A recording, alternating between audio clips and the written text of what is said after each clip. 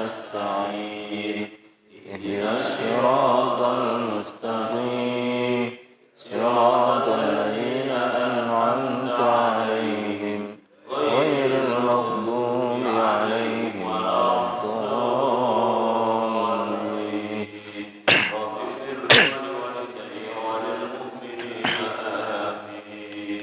Assalamualaikum warahmatullahi wabarakatuh. Waalaikumsalam warahmatullahi wabarakatuh. Innal hamdalillah nahmaduhu wa nasta'inuhu wa nastaghfiruhu wa natubu ilayh wa na'udzu bihi min shururi anfusina wa min sayyiati a'malina. May yahdihillahu fala hadiyalah wa may yudlil fala hadiyalah. Asyhadu an la ilaha illallah wahdahu la syarika lah wa asyhadu anna Muhammadan abduhu wa rasuluhu la nabiyya ba'dah. Qala Allah ta'ala fil Qur'anil Karim, a'udzu billahi minasy syaithanir rajim. Ya ayyuhalladzina amanu taqullaha haqqa tuqatih wa la tamutunna illa wa antum muslimun, amma ba'd. Bapak-bapak, ibu-ibu, saudara-saudara yang dirahmati Allah, pertama-tama marilah sekali lagi kita panjatkan puji syukur kehadirat Allah Subhanahu wa taala atas segala nikmat yang Allah berikan kepada kita dalam kehidupan kita, sehingga iman dan Islam masih ditetapkan oleh Allah, sehingga kita masih melakukan ibadah kepada Allah Subhanahu wa taala, melaksanakan salat maghrib secara berjamaah, kemudian ibadah yang lainnya, dan juga melaksanakan amal soleh, perbuatan baik di dalam kehidupan ini sebagai buah dari iman kita kepada Allah Subhanahu wa taala. Karenanya pantas bagi kita untuk bersyukur kepada Allah. Semoga dengan bersyukur itu Allah Subhanahu wa taala menambah nikmatnya dalam kehidupan kita. Amin ya rabbal alamin. Kemudian salawat dan salam marilah kita sampaikan kepada suri tauladan kita, junjungan kita Nabi Agung Muhammad sallallahu alaihi wasallam, kepada para sahabat, keluarga dan seluruh pengikutnya. Hadirin yang dirahmati Allah, pada malam hari ini kita akan bahas temanya sama dengan pekan yang lalu, yaitu tentang 6 perbuatan yang menjadikan pelakunya itu dijamin oleh Allah mendapatkan surganya. Tetapi penekanan dalam hadis ini berbeda dengan hadis yang kemarin. Kalau yang kemarin itu lebih pada beberapa perbuatan yang dilakukan oleh manusia, oleh kita, di mana perbuatan itu adalah akhlak, perilaku yang kemudian menyebabkan masuk surga. Tetapi pada kesempatan malam hari ini, dalam sabda Rasulullah ini, Nabi menjelaskan tentang perbuatan itu yang dilakukan. Jadi jaminan Allah pada perbuatan yang kita lakukan di saat kita melakukan perbuatan itu, maka ada jaminan tersendiri. Jadi lebih khusus daripada hadis yang kemarin. Baik, kita baca hadisnya terlebih dahulu. Bismillahirrahmanirrahim. An Aisyah radhiyallahu anha qalat, qala Rasulullah sallallahu alaihi wasallam, khisalun sittun ma min muslimin yamutu fi wahidatin minhunna illa kanat dhaminan 'ala Allahi ay yudkhilahul jannah. Rajulun kharaja mujahidan fa in mata fi wajhihi kana dhaminan 'ala Allah. Wa rajulun tabi'a janazatan fa in mata fi wajhihi kana dhaminan 'ala Allah. Wa rajulun 'ada maridan fa in mata fi wajhihi kana dhaminan 'ala Allah. Wa rajulun tawadda'a fa ahsana al-wudu'a thumma kharaja ila al-masjidi li salatihi fa in mata fi wajhihi kana dhaminan 'ala Allah. wa rajulun ata imaman la ya'tihi illa liyu'azzirahu wa yuwaqqirahu fa in mata fi wajhihi dzalika kana dhaminan 'ala Allah wa rajulun fi baitihi la yaghtabu musliman wa la yajurru ilaihim sakhatan wa la niqmatan fa in mata kana dhaminan 'ala Allah. Yang artinya hadis ini diriwayatkan dari sahabiyah dan juga istri Rasulullah yaitu Aisyah radhiyallahu anha. Beliau berkata, Rasulullah sallallahu alaihi wasallam bersabda, ada 6 sifat. Tidaklah seorang muslim meninggal dunia memiliki satu dari keenamnya kecuali menjadi jaminan di hadapan Allah untuk memasukkannya ke dalam surga. Yang pertama, seorang yang keluar untuk berjihad, maka jika dia meninggal dalam perjalanannya, maka menjadi jaminan di hadapan Allah. Yang kedua, seorang yang mengikuti jenazah, jika dia meninggal dalam perjalanannya, maka menjadi jaminan di hadapan Allah. Yang ketiga, seorang yang menjenguk orang sakit, jika dia meninggal dalam perjalanannya, maka menjadi jaminan di hadapan Allah. Yang keempat, seorang yang berwudu, lalu membaikkan wudunya, kemudian keluar menuju ke masjid untuk melaksanakan sholat. Jika dia meninggal dalam perjalanannya, maka menjadi jaminan di hadapan Allah. Yang kelima, seorang yang mendatangi seorang penguasa, tidak mendatanginya kecuali untuk memuliakan dan menghormatinya. Jika dia meninggal dalam perjalanannya, maka menjadi jaminan di hadapan Allah. Dan yang keenam, seorang yang berada di rumahnya tidak menggibah sesama muslim, tidak membuat mereka marah dan tidak pula dendam. Jika dia meninggal, maka menjadi jaminan di hadapan Allah.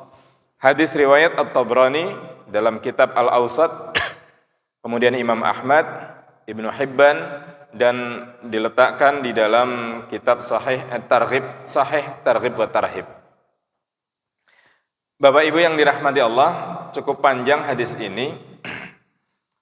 Kalau pada hadis yang lalu Rasulullah menyampaikan bahwasanya beliau, Nabi menjamin umatnya yang melakukan yang mempunyai 6 sifat atau 6 akhlak.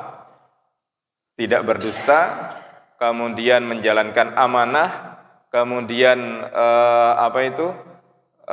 menepati janji dan yang lainnya, maka perbuatan itu akan bersaksi di hadapan Allah bahwasanya dia adalah orang yang beriman. Sekali lagi, bahwasanya bukan perbuatan itu saja, tetapi perbuatan itu buah dari iman. Orang yang beriman, orang yang melaksanakan ibadah, dan juga mempunyai akhlak tersebut. Bukan kemudian akhlak itu tiba-tiba muncul, sehingga mengesampingkan iman dan mengesampingkan ibadah. Tidak.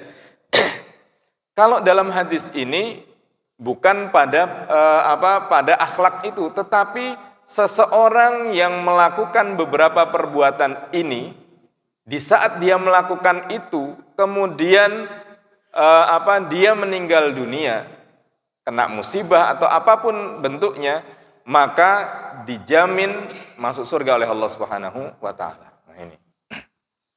Apa saja? Ya, ini saya jelaskan satu persatu. Yang pertama adalah rajulun kharaja mujahidan. Seseorang yang keluar dari rumahnya untuk berjihad. Jihad ini, jadi Bapak Ibu yang dirahmati Allah, jihad itu kalau secara bahasa mempunyai arti sungguh-sungguh. Jadi sungguh-sungguh di dalam melakukan suatu perbuatan. Dan ini nanti berlaku dalam semua pekerjaan kita. Tetapi jangan sampai kemudian istilah jihad ini dilepaskan dari salah satu makna yang cukup identik, yaitu perang.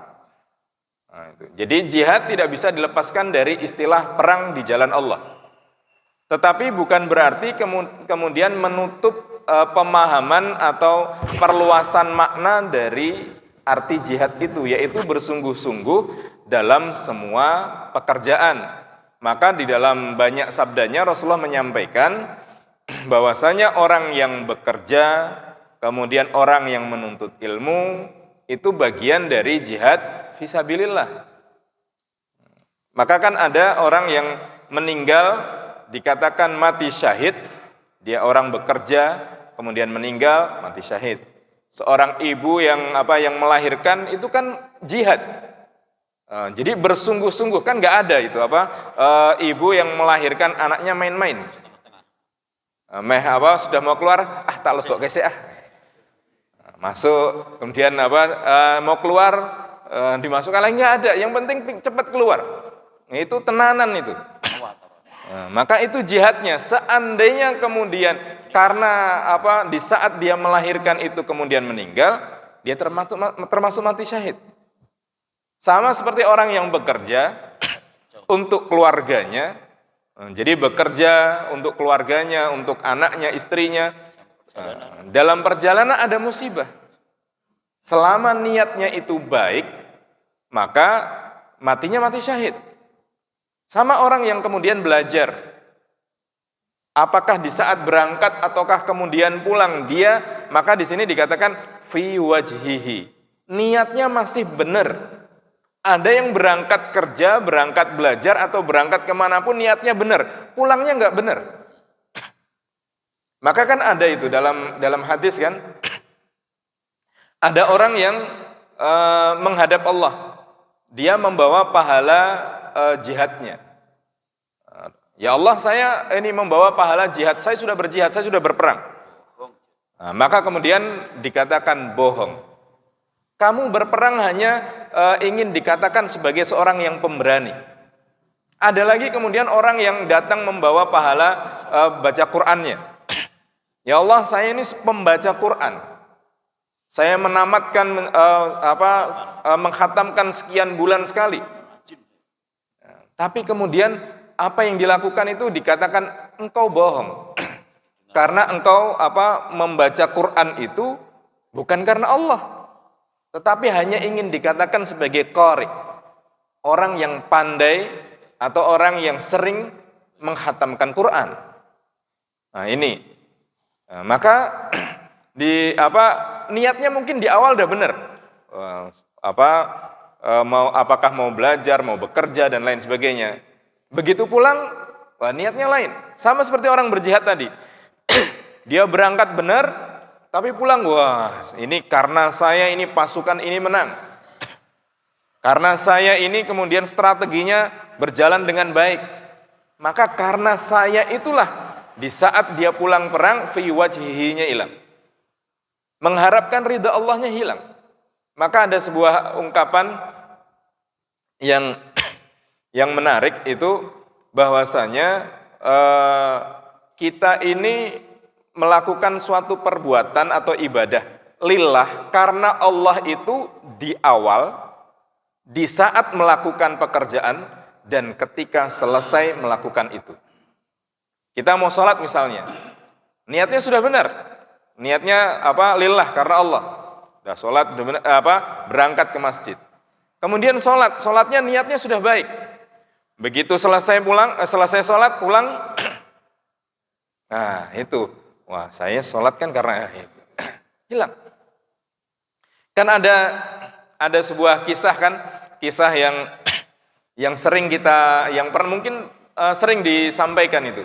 Kisah seseorang yang ingin menghancurkan pohon itu, pohon yang kemudian disembah-sembah dan lain sebagainya. Wah, ini pohon ini menjadi sumber kemusyrikan ini.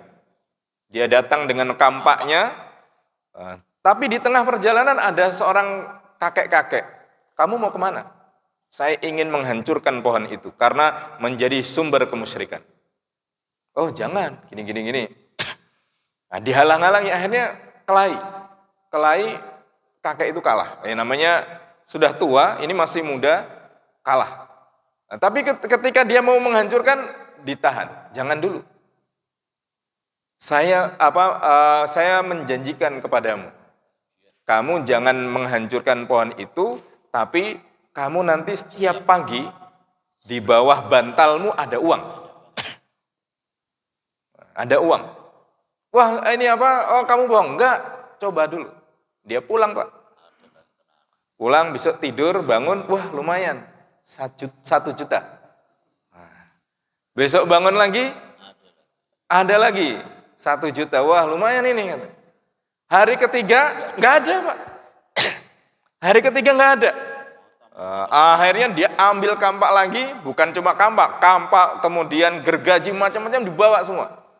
Tengah perjalanan ketemu kakek itu, kamu mau kemana? Saya ingin menghancurkan pohon itu. Oh, ya nggak boleh. Harus melewati saya dulu, kelahi lagi. Nah, yang kedua ini, orang ini kalah. Orang ini kalah babak belur. Akhirnya bertanya, kok bisa saya kalah? Kemarin Anda kalah, sekarang Anda menang. Akhirnya orang tadi mengatakan, kamu kemarin kelahi dengan saya menang karena niatmu benar. Karena ingin menghancurkan pohon yang menjadi sumber kemusyrikan. Tapi yang kedua ini, kamu kalah karena niatmu salah. Jadi bukan karena ingin menghancurkan pohon itu, tetapi ingin dapat uang tadi. Maka ini Bapak Ibu yang dirahmati Allah, tadi niat kita ketika awal melakukan perbuatan harus benar. Di saat melakukan perbuatan itu yang kemudian dinamakan jangan sampai ada riya. Dan kemudian itu yang kedua lolos. Baru yang kemudian yang terakhir sebelum kita sampai rumah, wah itu juga harus kita jaga niat tadi. Ya betul harus kita jaga. Atau seperti kisah Sayyidina Ali dengan sorbannya. Siapa yang bisa sholat khusyuk? Nanti kalau bisa sholat khusyuk, kata Nabi, saya kasih sorban saya. 1 sahabat, 2, 3, nggak ada yang ini. Baru Allahu Akbar, sorban. Jadi baru Allahu Akbar ingatnya sorban. Wah, gagal. Yang kedua, Allahu Akbar, baca doa iftitah, Al-Fatihah selesai. Begitu mau ruku, sorban. Gagal lagi. Sampai kepada Sayyidina Ali. Dari takbir, wah Masya Allah 2 rakaat ini dijalani dengan khusyuk. Luar biasa. Sampai tahiyat, doa tahiyat, sholawat, kemudian doa selesai tahiyat. Begitu mau salam, wah luar biasa ini. Saya mesti dapat sorban. Gagal, Pak. Jadi gagal di menit yang terakhir. Nah ini maka kita menjaga di situ. Maka di sini dikatakan fa in mata fi wajhihi. Jika dia meninggal dalam keadaannya itu dia berjihad, bekerja dengan baik, belajar dengan baik, maka perbuatannya itu dominan Allah, menjadi jaminan di hadapan Allah Subhanahu wa taala. Ini seperti hadis yang lainnya, amal ini boleh jadi akan berbicara kepada Allah. Misal kita melakukan kesalahan, kemudian akan dihukum. Nah, kemudian inilah perbuatan-perbuatan ini yang akan kemudian berbicara. Ya Allah, jangan hukum dia. Karena saya dulu berjihad, karena saya dulu bekerja dengan baik, karena saya belajar dan seterusnya, dan itu hanya mengharapkan ridhomu, maka jadikan saya sebagai penolongnya. Maka kana dominan Allah, menjadi jaminan di hadapan Allah Subhanahu wa taala. Kan mohon maaf, ini kan sangat realistis sekali. Ada orang yang kemudian ketika berangkat kerja, ketika berangkat perang, ketika berangkat kemanapun niatnya baik, ternyata kemudian kena musibah. Ada yang sudah menyelesaikan pekerjaannya, mau sampai rumah, kemudian kena musibah. Nah, maka menjaga niat kita untuk tetap tersambung kepada Allah ini luar biasa. Maka kalau kita meresapi ayat, terutama Bapak yang mendengar setiap Jumat, wala tamutunna illa wa antum muslimun. Itu dengan menggunakan fi'il mudhari'. Jadi present tense. Jadi kata kerja sekarang. Dan jangan engkau mati. Jadi sampai kemudian mati itu kecuali dalam keadaan Islam. Itu artinya kita masih berjuang terus agar sampai detik terakhir malaikat datang itu kita dalam keadaan Islam. Itu yang pertama. Yang kedua, warajulun tabi'a janazatan. Seseorang yang mengikuti jenazah.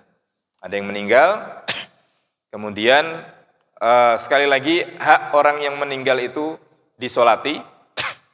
Setelah selesai kemudian diikuti jenazahnya.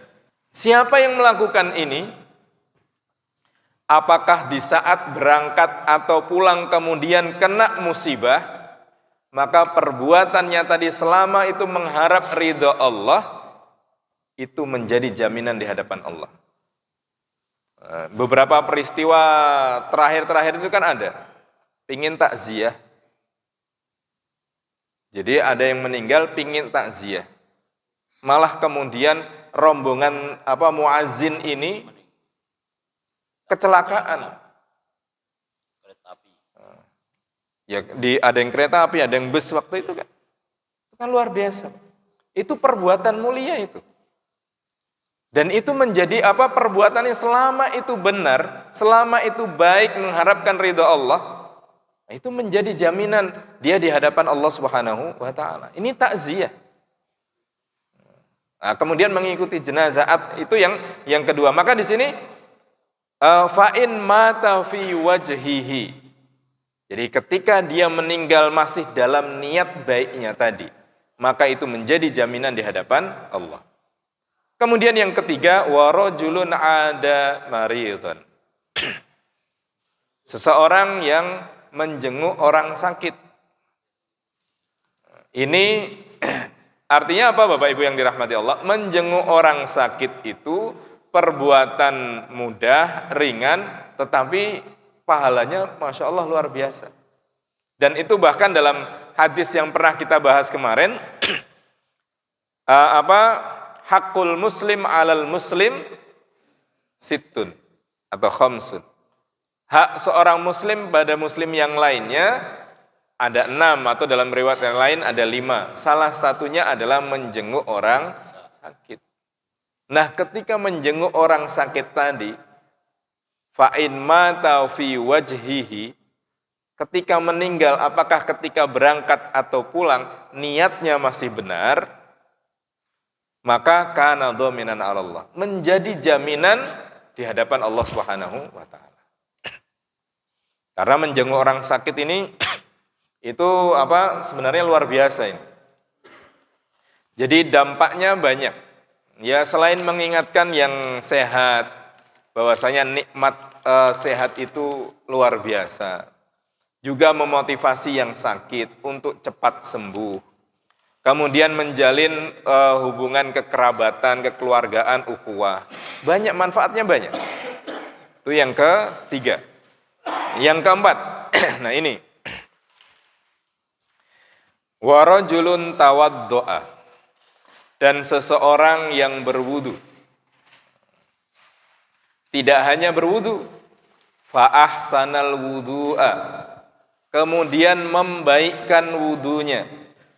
Isyaratnya apa Bapak Ibu? Kalau kita berwudu, wudunya yang baik. Jadi berwudu yang baik, jangan cepat-cepat. Berwudu seluruh anggota wudu itu pastikan kena air. Ini mohon maaf, yang anggota wudu kalau kita cepat-cepat, yang bisa jadi tidak kena air. Ada kalau muka, Nabi mengajarkan kalau muka ini kemudian mata, sela-sela mata ini kena. Jadi kalau habis wudu, Pas sholat kalau masih ada, mohon maaf, kotoran di mata, dia belum menyempurnakan wudunya. Kemudian tangan, ini bagi yang berwudu pakai keran, kemudian tangannya hanya dialirkan kanan, kiri, seperti ini, tidak digosok. Kemungkinan besar depannya itu saya yakin sampai sini. Tapi belum tentu sikutnya ini Masih kering. kena. Maka bahasa Quran tentang wudu, tangan dan kaki itu faghsilu wujuhakum wa aydiyakum. Muka, tangan itu dighusl, dicuci. Namanya mencuci itu digosok. Berbeda dengan kepala. Wamsahu biru'usikum. Kepala itu hanya diusap. Maka mengusap itu bisa sedikit, bisa banyak. Tapi yang namanya nyuci, itu mesti dikucek. Jadi kalau tangan, kaki, muka itu harus dikucek. Tidak sekedar kalau pakai gayung hanya kena mukanya saja. Kemudian tangan itu kemudian tidak kita gosok. Kalau tidak kita gosok, ada kemungkinan besar ini siku itu tidak kena air. Sama juga dengan tumit. Tumit itu sama. Kalau mencuci kaki ya dicuci. Bukan sekedar mohon maaf keran air kemudian kakinya ditaruh di keran air itu. Kadang-kadang sampai dengkul.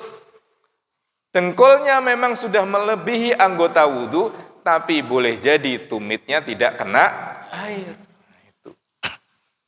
Maka kalau dalam wudu, tangan itu kata Nabi menyela-nyelai jari. Kaki juga menyela-nyelai jari. Kalau muka menyela-nyelai mata dan kemudian jenggot bagi yang punya jenggot. Itu wudu. Bahkan di akhirat nanti atau di mahsyar nanti Nabi mengenali umatnya dari Muka. Dari wudunya. Nah, itu. Sorong. Nah, jadi dari wudunya. Ini yang pertama. Kata Nabi, wa rajulun tawaddoa, seseorang yang berwudu, fa ahsanal wudu'a, membaikkan wudunya. Tsumma kharaja ilal masjid, kemudian keluar menuju ke masjid. Isyaratnya apa? Ini wudunya di mana? Di rumah. Di rumah. Inilah salah satu sabda Nabi yang menjelaskan keutamaan berwudu di rumah ketika mau sholat ke masjid. Sekali lagi, ini bukan melarang Bapak Ibu sekalian wudu di masjid atau orang yang wudu di masjid tidak sah, bukan. Tapi keutamaan orang wudu di rumah, kemudian ketika akan ke masjid. Maka di sini dikatakan fa'in mata fi wajhihi. Ketika dia wudu di rumah, kemudian ke masjid, kemudian menuju ke masjid atau pulang dari masjid ada musibah, maka wudunya tadi menjadi saksi di hadapan Allah, dhaminan 'ala Allah, menjadi jaminan. Dan dalam hadis tentang langkah orang yang ke masjid, satunya menaikkan derajat dan satunya menghilangkan dosa itu kan diawali dengan man tawaddo'a min fi baitihi tsumma kharaja ilal masjid.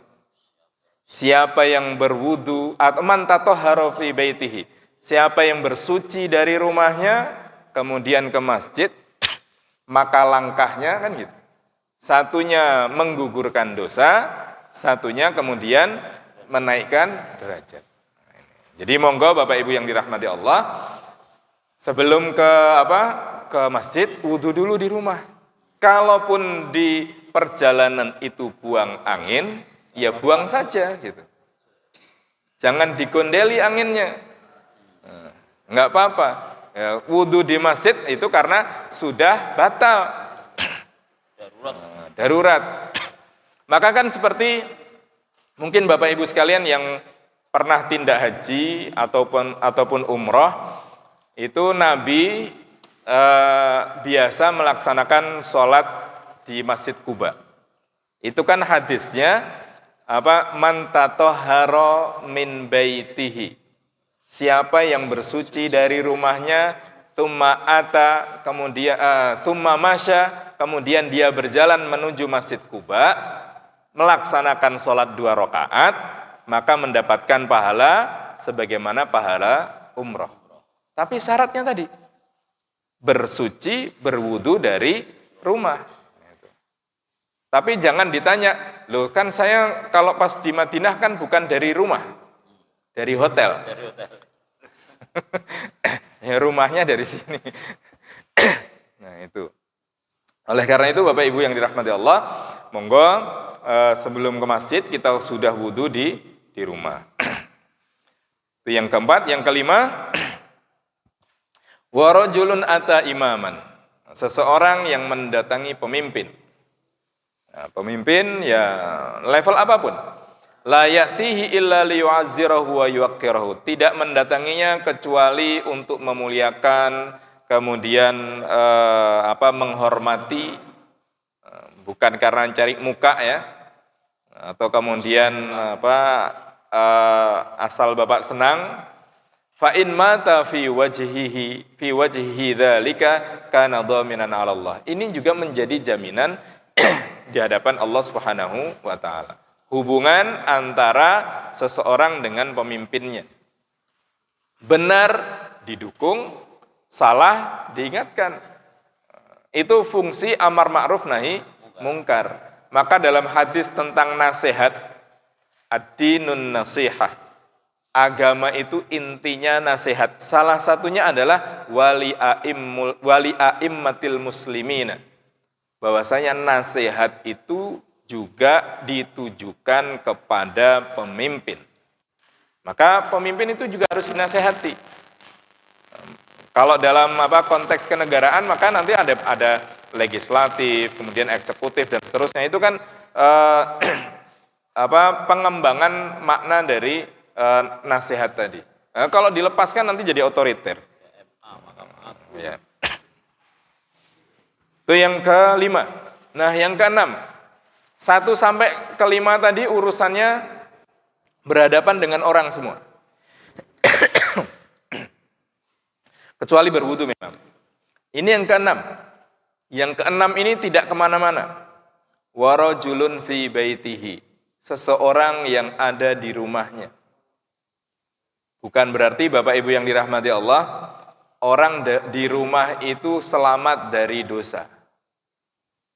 Keluar memang godaannya banyak, di dalam rumah godaannya juga sebenarnya tidak kurang banyak.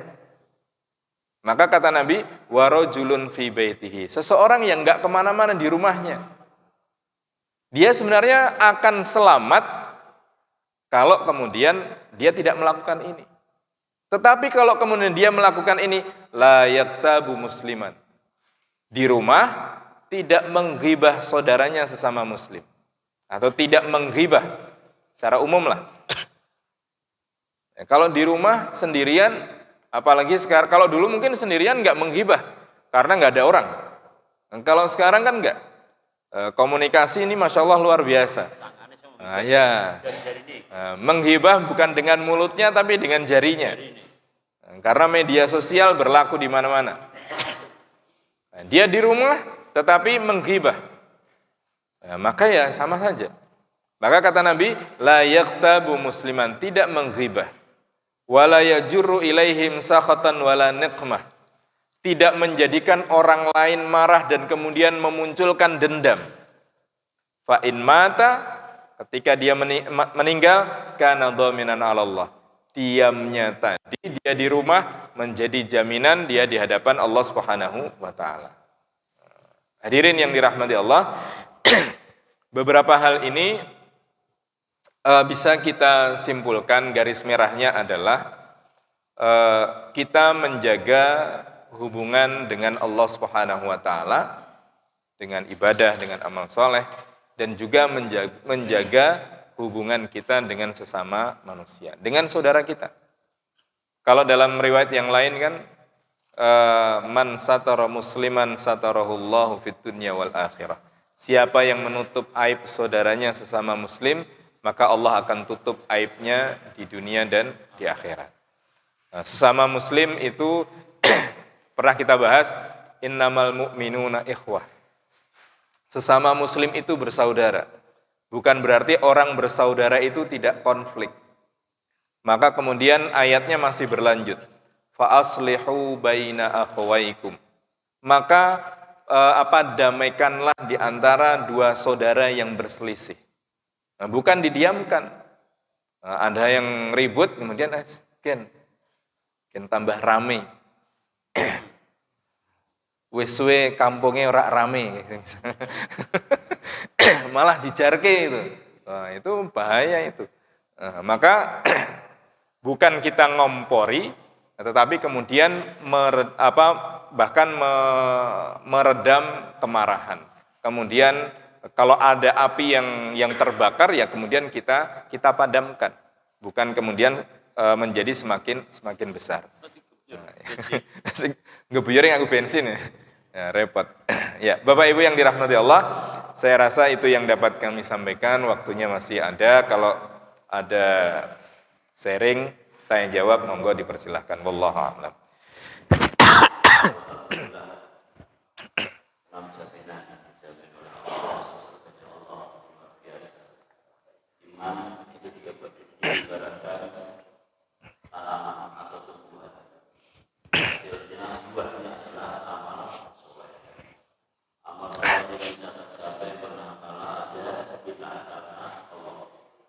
Semua perbuatan kita bernilai ibadah manakala ada niatnya karena Allah, dan itu adalah akan dijamin oleh Allah Subhanahu wa Ta'ala.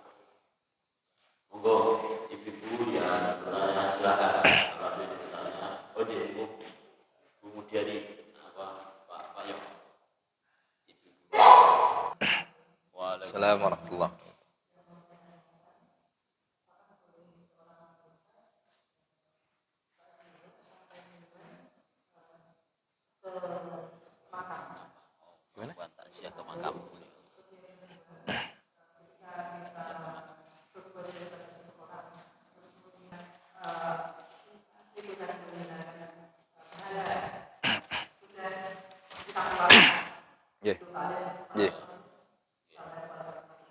Assalamualaikum.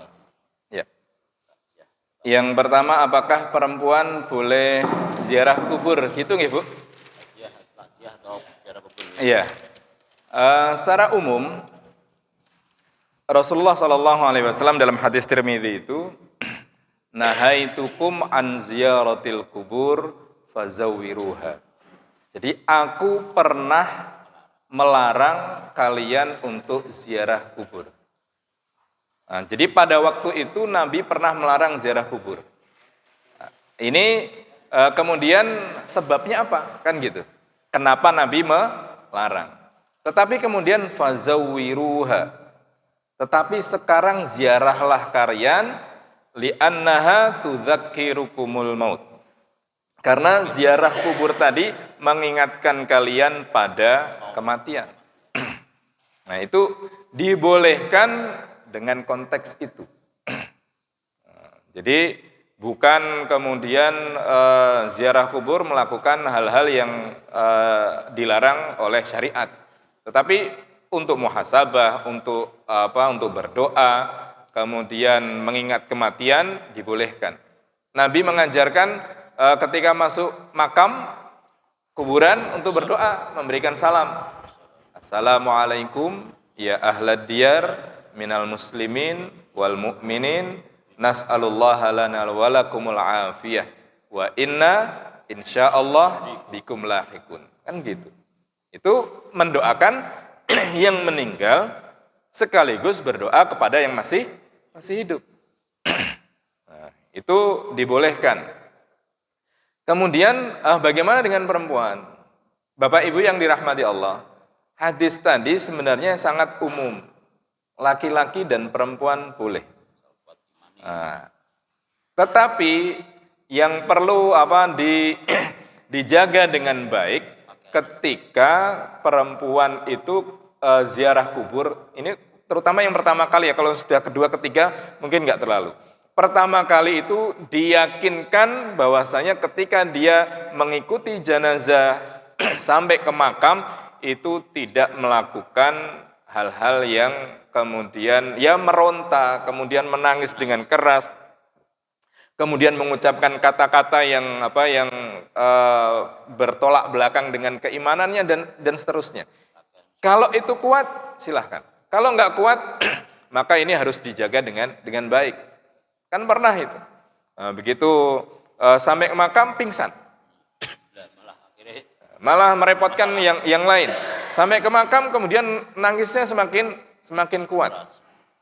Maka kalau misalnya jenazahnya dimakamkan dulu baru kemudian datang. Nah, ini menjaga hal-hal seperti itu.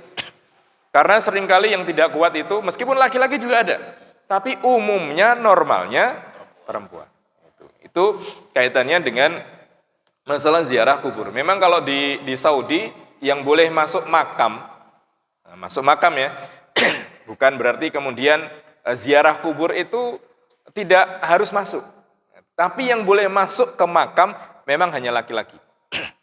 Tetapi mendekati makam itu tidak ada larangan baik laki-laki maupun perempuan. Bahkan diberikan tempat, tetapi tidak masuk ke area makamnya.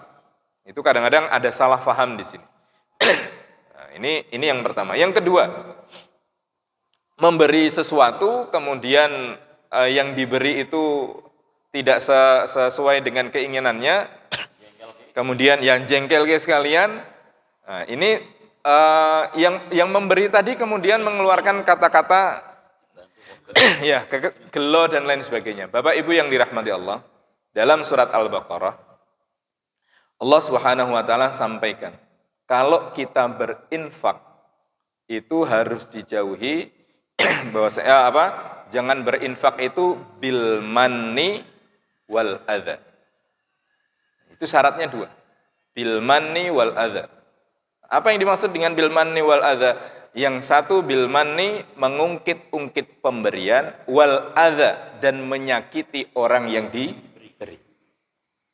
Maka pernah kami sampaikan, kalau kita ingin memberi los, kalau enggak ingin memberi tahan.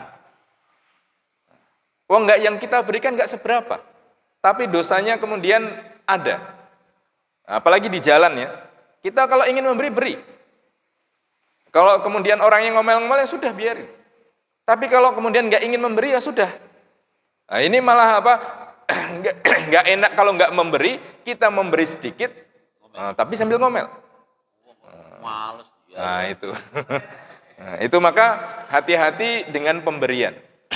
Karena pemberian itu baik kita yang sakit maupun yang diberi yang sakit. Maka kalau dalam surat Ad-Duha itu kan jelas itu. Wadduha wal laili idza saja ma wadda'aka rabbuka wa ma qala wal akhiratu khairul laka minal ula walal. Terus bukan wa amma sa'ila fala tanhar. Jadi kalau ada yang minta-minta jangan dihardik. Ya sudah beri. Kalau enggak. Kalau ingin menasehati, nasihati yang baik. Kan seperti itu. Ya kalau sampai nasihati berarti yang ini rada akeh.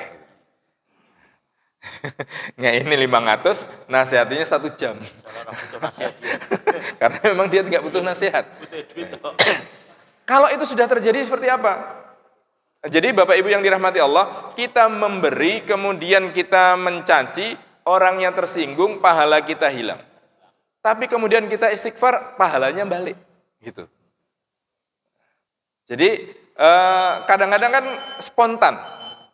Kadang-kadang hal-hal seperti itu spontan. Kalau sudah spontan, kita ingat, ya Allah, astagfirullahaladzim dan seterusnya. Ini seperti yang terjadi pada keluarga Abu Bakar. Ketika peristiwa Aisyah radhiyallahu anha difitnah melakukan perbuatan yang tidak baik itu, ternyata sumbernya dari rumahnya sendiri yang suka nyisiri Aisyah. Nah, itu. Jadi sumbernya malah dari rumah sendiri. Begitu Abu Bakar tahu, dipecati semua. Akhirnya turun ayat. bahwasanya orang itu masih perlu dibantu. Akhirnya kembali lagi. Nah, jadi dipekerjakan lagi.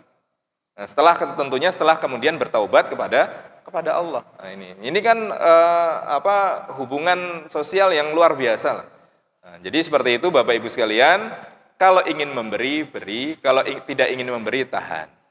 Nah, ya baik menahan mulut kita, menahan tangan kita dan seterusnya. Kalau sudah terlanjur ya kita minta ampun sama Allah. Ya, saya rasa seperti itu.